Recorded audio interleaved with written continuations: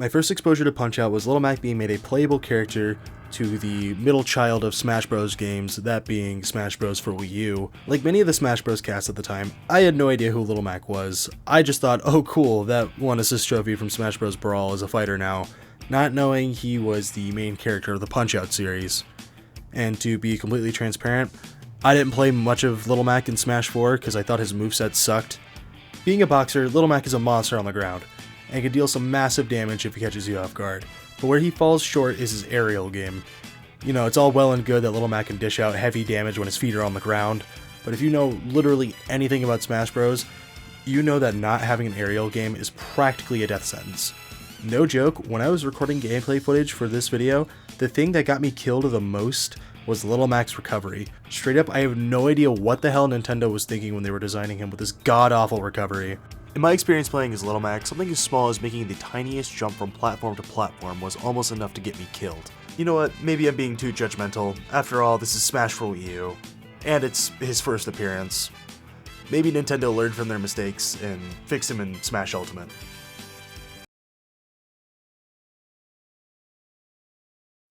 Yeah, I'm gonna go on a quick rant here. I fucking hate playing as Little Mac in Smash. Even in Ultimate, he is such a poorly designed character. He has no combos, you're relying solely on stray smash attacks, he has terrible matchups with just about every character in the roster. Straight up, if the character you are playing has any sort of range, or god forbid it has any air game, you are I'm just gonna cut that short and just say, my introduction to Punch-Out could have been better.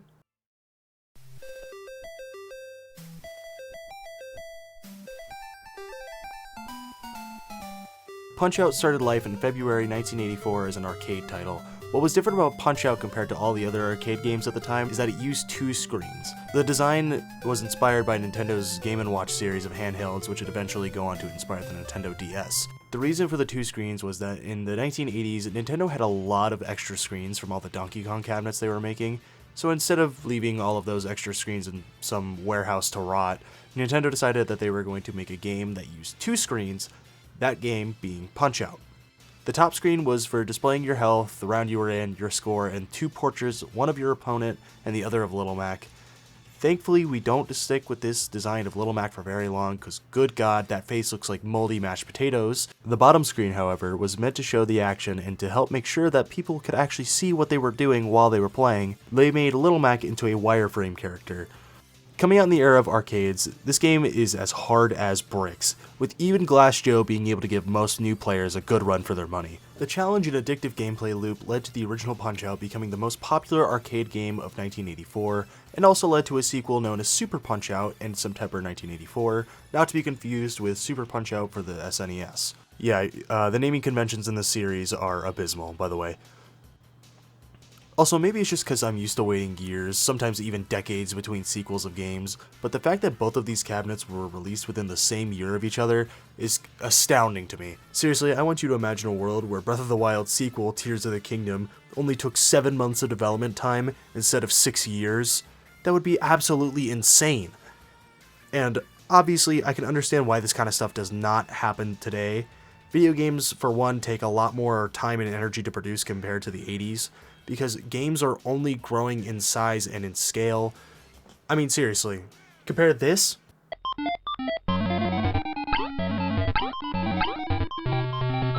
to this.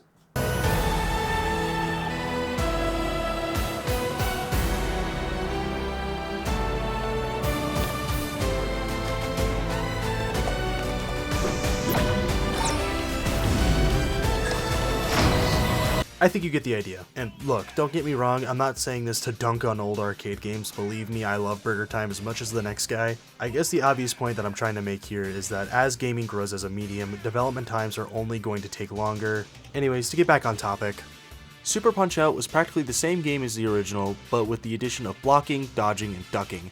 There were also some new fighters added, namely Great Tiger, Super Macho Man, Dragon Chan, Vodka Drunkinsky, whose name was later changed to Soda Popinski in every subsequent release, and my personal favorite fighter, Bear Hugger. Super Punch-Out was received well both in Japan and in the US, however the original was still the more popular version. The success of Punch-Out led to the arcade title getting a sequel, and it's the one we all know and love, Arm wrestling for the arcade, baby! Woo! No, not really. This was just a spin-off title that was never very popular. Probably because the gameplay looked something like this.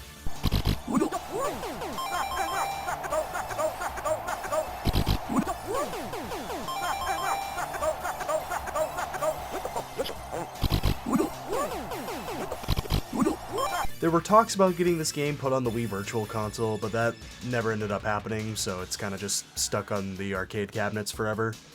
Oh yeah, there was this sequel to Arm Wrestling. It's a small game, you probably haven't heard of it. It's called Power, Power, Power. Now, you are playing with Power. Punch-Out by Nintendo. Play with Power. 11 world-class contenders. Take them down with your controller, beat them all, and you've got a shot at Tyson's title. Power. But for that, you've got to beat Mike Tyson.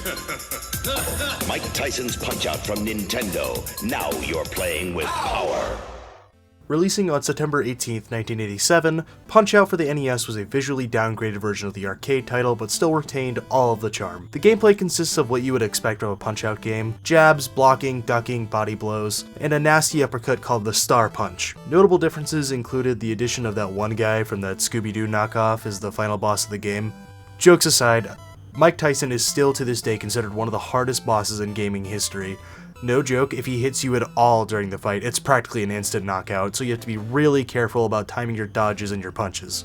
It honestly makes it even more impressive watching speedrunners blitz through the game like it's nothing. If you ever want to go down a rabbit hole, watch the Summoning Salt video on Punch-Out. He gives a pretty solid breakdown of the speedrun history. I'll link it in the description. When this game was released, it sold like crazy, selling over 2 million units in the first year, and then selling another million throughout the rest of the NES lifespan, going on to become the 17th best-selling game on the NES. Which doesn't sound all that impressive until you realize that the NES had about, 1,400 games released for it. When the game was released in Europe, it was just titled Punch-Out. Again, these naming conventions in this series make me want to rip my fucking hair out. The only real difference between the two versions was that Mike Tyson was replaced with Mr. Dream, because Nintendo's license with Tyson expired. Every subsequent re-release of Punch-Out has been the European version, the one that's on the Switch Online, the one that's on the NES Classic Edition, and Wii U Virtual Console, just to name a few. Without a doubt, this is the most beloved entry in the entire series, being the entry that most people think of when you say Punch-Out. Seriously, I want you to go up to anybody who was around in the late 80s and ask if they ever heard of Mike Tyson's Punch-Out. You're probably gonna get a yes, and then you're gonna watch as they break into a cold sweat when they realize that the 80s were over 40 years ago now. The roster for this entry is pretty stacked, including a lot of familiar faces from the cabinets. Returning fighters include Glass Joe, Great Tiger, Bald Bull, Soda Popinski, Sandman, and Super Macho Man. New fighters include Von Kaiser, Piston Honda, King Hippo, Mr. Dream, and that one guy who fights Homer in that one episode of The Simpsons. With how buttery smooth the controls feel, it's no wonder how this game became so beloved. If I'm being honest, half the time I'm playing Punch-Out, I forget that I'm playing this on an NES, because the gameplay just feels that good. Man, with how great Mike Tyson's Punch-Out is, I can only imagine how good the sequel is. I can't wait to play it! Oh, gross. This piece of dog shit is Punch-Out's unofficial sequel, and it's called Power Punch 2. There is no Power Punch 1. The general plot was that you would play as Mike Tyson and would be boxing aliens to become the best boxer in the universe. The reason that it's an unofficial sequel to Punch-Out is that Nintendo allegedly dropped the game due to a perceived lack of quality, and just taking one look at this garbage, I would say,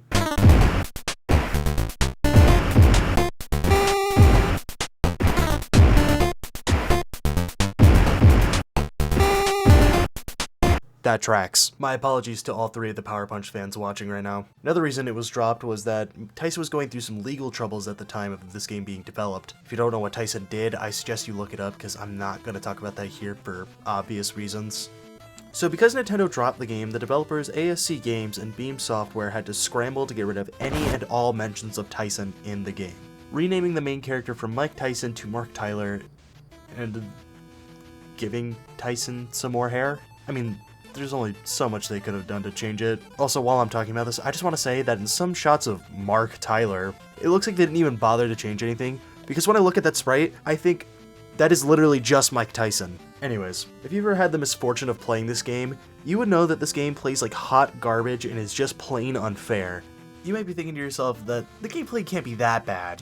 This guy's just being overly negative for the sake of a YouTube video. And all I have to say to you is, I am being 100% genuine when I say this. This is one of the worst feeling games I have ever played. This game is so hard and not in a fun way. It's like comparing Dark Souls to Unfair Mario. Look, I know it's a weird comparison, just stick with me here, I swear this is going somewhere. And what I mean by that is that Dark Souls 1 is programmed to be hard as hell, but also fair, by having enemies telegraph their attacks. With some exceptions, you'll rarely get killed by something that you could not have seen coming. Meanwhile, Unfair Mario is out to kill you in the most bullshit ways possible.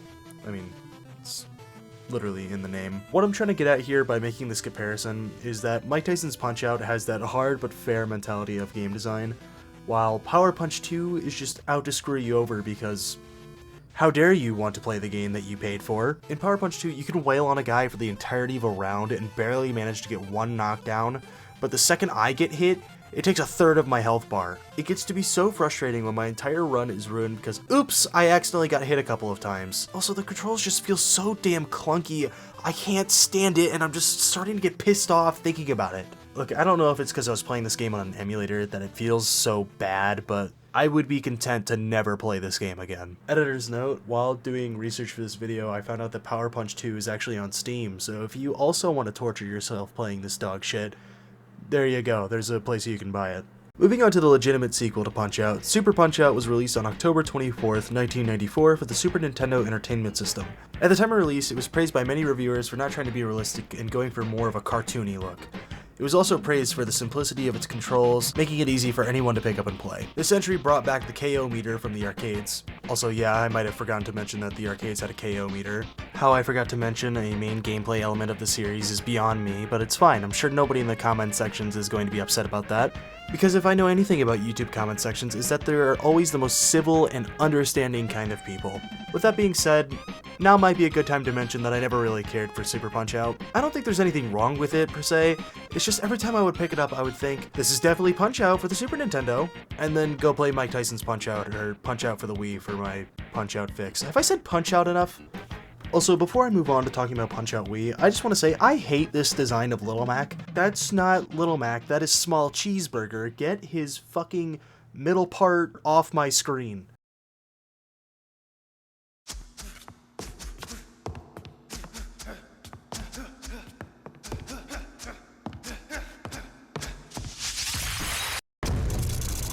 Speaking of Punch-Out for the Wii, did you know that this is the third entry in the series to be named Punch-Out? Coming out on May 18th, 2009, a full 15 years after the release of Super Punch-Out, it also was the first entry in the series to not be developed in-house by Nintendo, and instead was developed by Next Level Games. A name that might sound familiar to you because they made other Nintendo games, such as Mario Super Strikers, Luigi's Mansion Dark Moon, and Luigi's Mansion 3. This game essentially served as a reboot for the series, featuring almost an entirely returning cast of characters, with the two exceptions being Disco Kid and Donkey Kong. Yeah, that big ape from Donkey Kong Barrel Blast is someone you could beat the snot out of in Punch-Out Wii. He's only in the title defense mode, and if you lose to him in his winning animation, you could see that instead of celebrating, he just kidnaps Little Mac to do God knows what to him. The fact that Donkey Kong is in this game at all was always really funny to me, because thinking of the real-world implications of giving a gorilla boxing gloves and then just letting it loose in a ring is hilarious to me. Also, fun fact, this was my first Punch-Out game. The reason for the sudden interest in the series was that I was watching a Game Grumps playthrough of Mike Tyson's Punch-Out. Yes! Oh my god! Oh! Yes! Stay down! Yeah! Oh! Wow. Oh, thank you, boxing Jesus! And I thought that game looked like a lot of fun, so I went down to my local game shop to see if they had any copies available. Unfortunately they didn't, but they did have Punch-Out for the Wii, and at first I was kinda disappointed by this, but in all honesty, I'm kinda glad it wasn't in the shop. With all due respect, I like Mike Tyson's Punch-Out. It's a great game, and Punch-Out for the Wii would have never existed without it, but if you were seriously telling me you would rather play this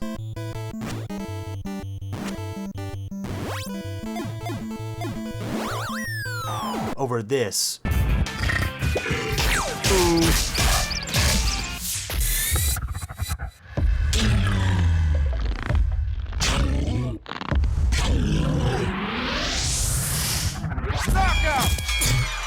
I'm sorry, but you're wrong. Punch-Out Wii is a game that has so much character to it that I just can't help but have a dumb smile on my face the whole time I'm playing. For example, in the clip that I just showed of King Hippo's knockout animation, you could hear a small scream as he falls off the ring. Without fail, that animation always manages to get a chuckle out of me, mainly because it reminds me of when DJ Khaled did a stage dive. In the clip, you can hear people scream in terror as he jumps on them. A broader example of the personality this game has would be the intro animations for every fighter. They get like a little slideshow showing off their personality. Aaron Ryan's slideshow, for example, shows that he's going to use underhanded tactics and the player should probably look out for that. While Super Macho Man's plays on his Hollywood persona of being a ladies' man. Also, you know, I just think the slideshows are fun. And apparently so do many others, with how many views compilations of all these slideshows get on YouTube. Kinda crazy to see for a game that came out in 2009. Okay, so this is where I come clean and I admit that I actually made this entire video just as an excuse to talk about Punch-Out Wii. My plan originally was to just do a video solely on Punch-Out Wii and then play through it on a Wii balance board and using motion controls, but I realized I value my sanity, and also it was not very entertaining to hear me grunt while flailing my arms around like a chimp. So instead, I'm just gonna play highlights of my playthrough and I'll just talk over it. So essentially what I've been doing this whole time. I'm sure you guys don't mind. I mean, I'm just the background noise while you guys fold your laundry or something.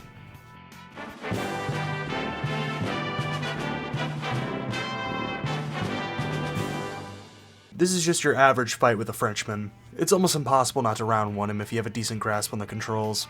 Just about every move he throws can net you a star, which can get you the easiest AO of the entire game. Overall, despite Joe being such a pushover, he is a pretty good tutorial fight for the sole reason that if you wildly throw punches at him, you will lose. Because he's a coward, I mean, French, he will almost always have his guard up and will seldom throw any punches of his own. So, you have to be careful about to not just throw out punches wildly.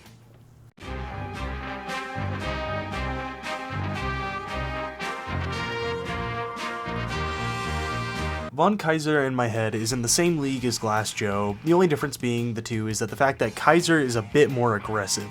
Despite being more aggressive, he is incredibly predictable, with his punches making it to where he can be put down as fast as Glass Joe. Also, something I just want to mention real fast, I really like the fact that Von Kaiser and Glass Joe and pretty much every non-English speaking fighter actually speaks their native language, and it's not just some like racist caricature of their people. I don't know, I just think that's cool, I wanted to mention that.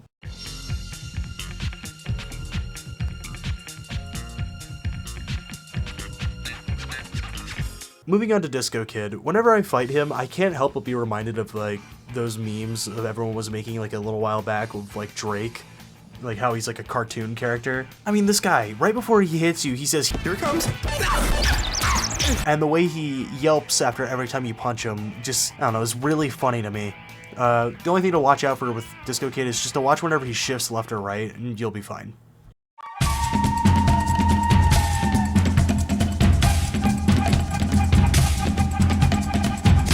For a majority of players, King Hippo serves as the first actual roadblock of the game.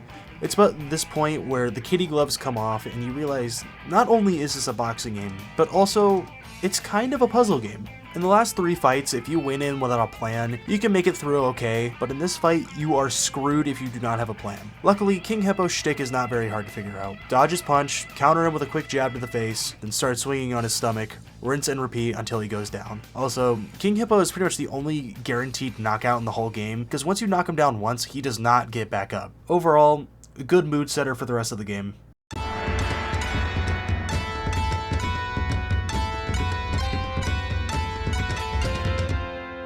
Despite having his name changed from Honda to Hondo, it doesn't make him any less of a pushover. Being the first opponent in the major league, Hondo feels like the first real fight of the game. Hippo might have been tough at first, but once you figured out his gimmick, he's not all that hard. However, Hondo is different. He's no circus sideshow act. For all intents and purposes, he is a boxer. With that being said, most of his attacks can be dodged by just shifting over to the left.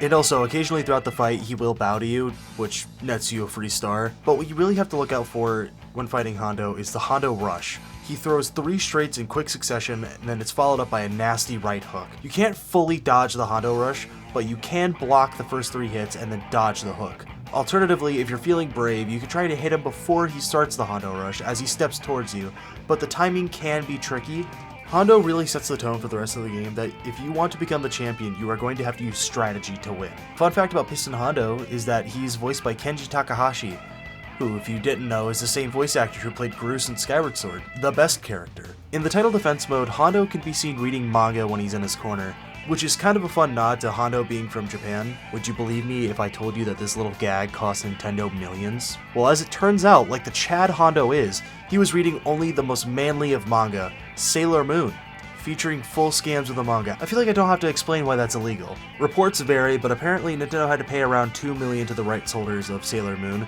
for something that wasn't even visible in the game.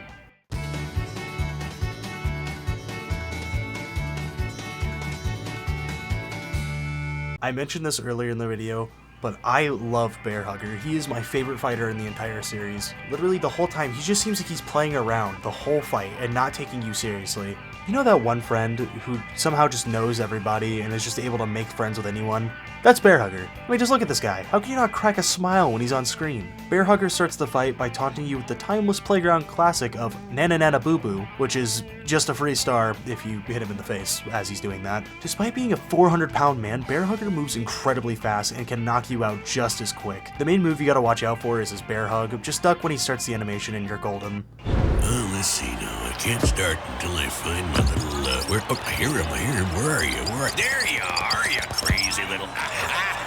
In his title defense mode, he's wearing a beanie, and under that beanie is a squirrel with boxing gloves. I was gonna end this segment by making some joke involving Ratatouille since, you know, he's got a rodent under his hat, but then I realized he's bald and that doesn't work in the movie because Remy's uses linguine. You've seen Ratatouille, you get.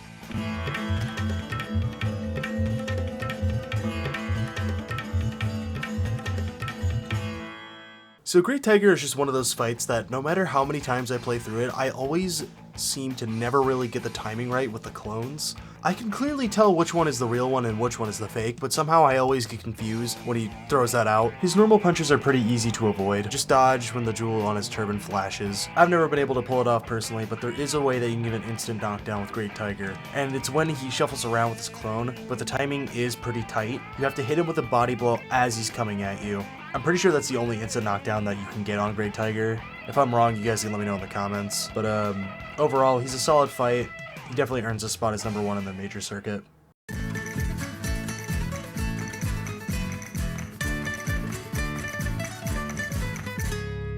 In terms of Punch-Out characters, I think Don Flamenco is probably one of the most tame fights in the entire game. Maybe it's just because he's coming off the heels of a literal magician, but whatever. His whole shtick is that he's a bullfighter from Spain. He's even got the colors of Spain's flag on his shorts. I mean, with a name like Flamenco, I bet you never would have guessed that. So what that means is that he will not throw a punch, but instead try and goad you into attacking him. But when you fall for the bait like the bull you are, he dodges and immediately counterattacks. Now this might sound familiar to you, because up until this point in the game, that has been your whole strategy. I really like this fight because it puts the shoe on the other foot, forcing the player to be the more aggressive one. Also, during the fight, sometimes this might happen.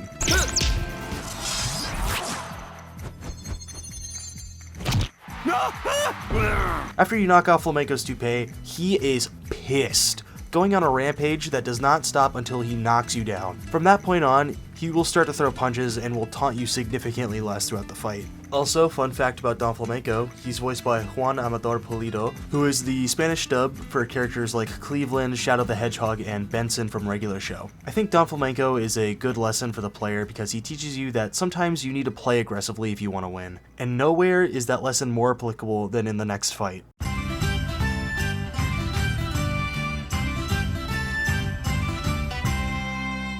Aaron Ryan is probably the most forgettable boxer in all of Super Punch-Out. While in Punch-Out Wii, he does a complete 180, probably becoming one of the most memorable boxers in the game, debatably the entire series. What makes him so memorable compared to his previous iteration is that he's more stereotypically Irish, he only gets up on the 7 count, has a 4-leaf clover on his shorts, and is ginger. Oh yeah, I might have forgotten to mention this one other thing. He's batshit insane. I have no idea what happened to him in between Super Punch-Out and Punch-Out Wii, because he goes from a relatively normal boxer to a guy who is the biggest cheat in the WVBA. Also, yeah, the boxing organization in Punch-Out is called the World Video Boxing Association, WVBA. While fighting Ryan, if you listen closely, you can hear the crowd booing at him, and when he's in his corner, people will even throw things at him. Aaron Ryan will be constantly moving around the ring to try and psych you out by letting you hit him, hitting himself in the head before swinging on you, and also saying that you're pretty like his sister when he knocks you down. I'm not sure what that's all about, and to be honest, I don't think I want to know. To beat him, all you have to do is remember the lesson taught to you by Don Flamenco. Be proactive, don't wait for an opening, make one. The trick to beat Aaron Ryan is just like Doc tells you. You have to beat him to the punch, which is intimidating at first, because I mean, look at him!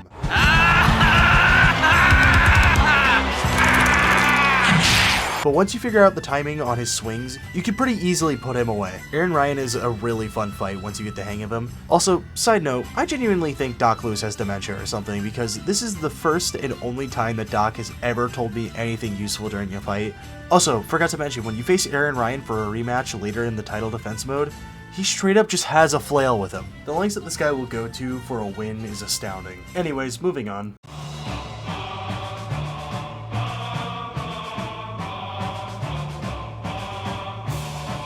I honestly don't have a whole lot to say about Soda Popinski.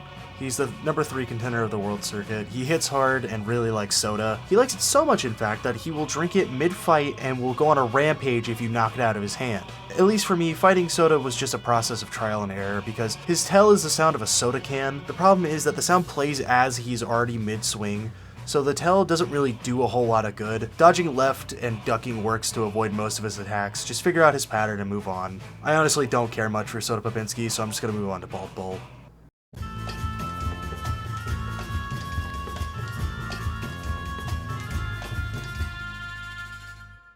Bald Bull has been in the Punch-Out series as long as the Punch-Out series has been a thing. He's been in every entry, even in that one spin-off title, Arm Wrestling, but he goes by Mask X in that game. His signature move is the Bull Charge. He will step to the back of the ring and do this Tom and Jerry thing where he'll run in place and then charge at you. While he's doing his little bull roleplay, you can hear a kettle whistling, and when that sound is cut off by steam coming out of his nose, that's when he will charge at you. If it hits you, it's an instant KO. However, countering with a right hook as he reaches you will result in you KOing Bull. Essentially what this fight comes down to is just playing a big game of chicken to see who will get that KO first, which is a really fun dynamic to add to the fight. I feel like it's this fight specifically with Bald Bull where the game really starts to ramp up its difficulty, and I honestly couldn't think of anybody better for the job.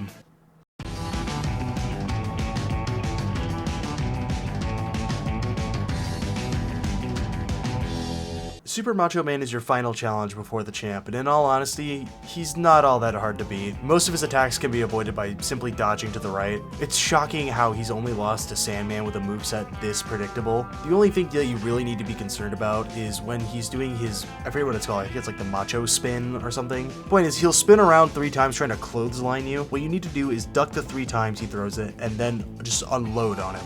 Throughout the fight, Macho Man will periodically pose for a photo, and if you punch him in the face while he's gloating, it's an easy start. You know, up until recently, I thought Macho Man was like an old guy, seeing as how he had gray hair and a spray tan, but to my surprise, I found out that he's only 28. I know it says it on the card right before the fight, but somehow I guess I just never really processed that. Super Macho Man is such a clown, it's hard to take him seriously. Thank God he's not the champ in this version.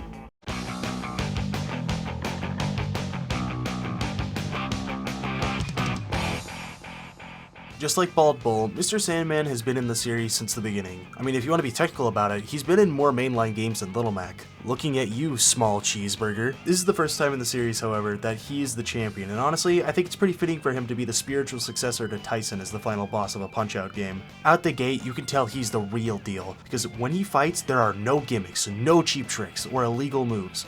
In the cutscene right before you fight him, you can see that he's a mountain of a man, and he shakes the very ground with each step. Okay, so I have one more confession to make. The other reason I made this video is because I've never actually been able to beat Mr. Sandman. When I bought this game my senior year of high school, I played this game religiously, grinding through contender mode and making it to Sandman, and no matter how hard I tried, and how many times I tried, I just couldn't beat him. I eventually got frustrated and dropped the game, intending to beat it at a later date, but I never ended up picking it back up. Well, that changes today. I'm going to earn back my pride and pay him back for the countless times he wrecked my shit. Today is the day I beat Sandman. Oh no! I'm not leaving here with at least one knockdown. Never mind. Good seeing you, sir. Afraid? Yes.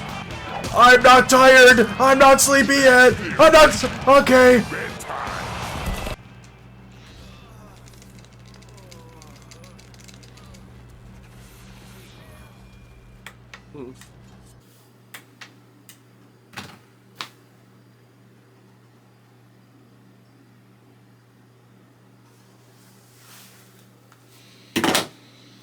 At that moment, I realized something.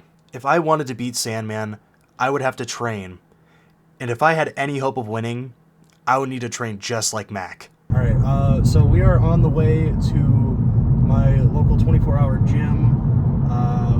We are going to be recording a segment where I'm training to beat Sandman.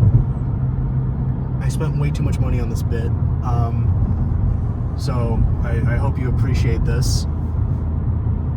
I'm also going to be making a fool of myself at the gym that I frequent, so that's gonna be cool. And the cameraman has to sit there and watch. Yep, the cameraman has to sit there and watch while I beat him. Oh, okay. Yep.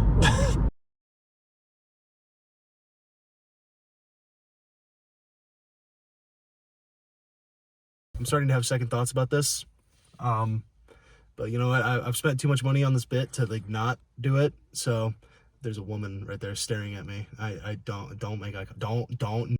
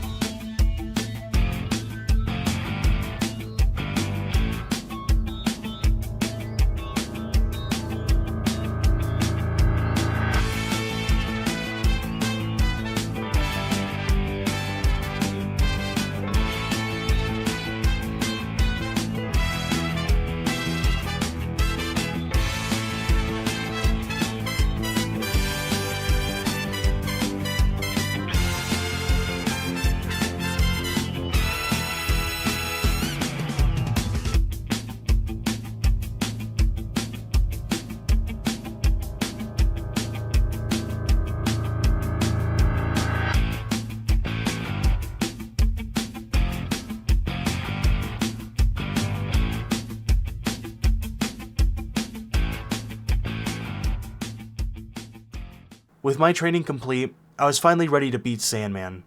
And after a long fought fight, I won. Michael Editslaw here. This is your headphone user warning. I get really loud in this clip that I'm about to play, so if you're wearing headphones, turn them down. And if you have me playing on a speaker, seriously, turn it down. Stand still. Oh my god.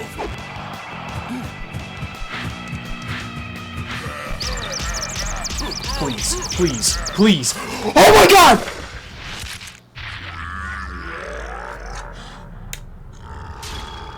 TKO! Beating Sandman in Punch-Out Wii is something that I've been chasing for a while now, and finally beating him was such a satisfying feeling. At the same time though, I was kinda saddened because I knew that there was no more Punch-Out games after this one. Well, there is Doc Lewis's Punch-Out, but you can't really play that anymore without either having a Wii with that game already downloaded on it or emulating it, and even then, it's just kind of a game that you can see everything in an hour. Look, I'm not going to sugarcoat it. The future of Punch-Out is shaky at best.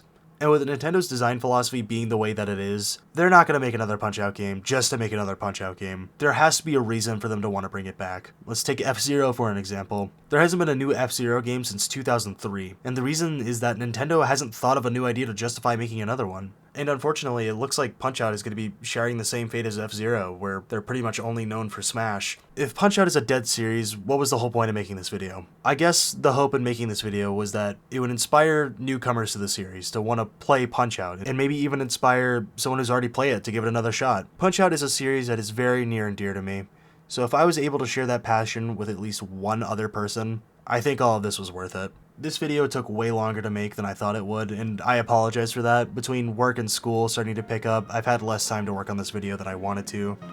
But hey, if you sat through the whole thing, I just want to say thank you for watching. I really appreciate that. I also just want to take a second to mention the love that you guys showed on that last video. I had a lot of fun reading through all of your comments. When I posted the game collecting video, I was only expecting to get like 50 views on it, but to my surprise, it did a lot better than that. So I just wanted to say thanks. It means more than you could possibly know. I'm gonna try and make my upload schedule more consistent by having at least 1 or 2 videos out a month. Hopefully I can actually keep to that, but we'll see how that goes. So, once again, thank you for watching. That's the video. Bye.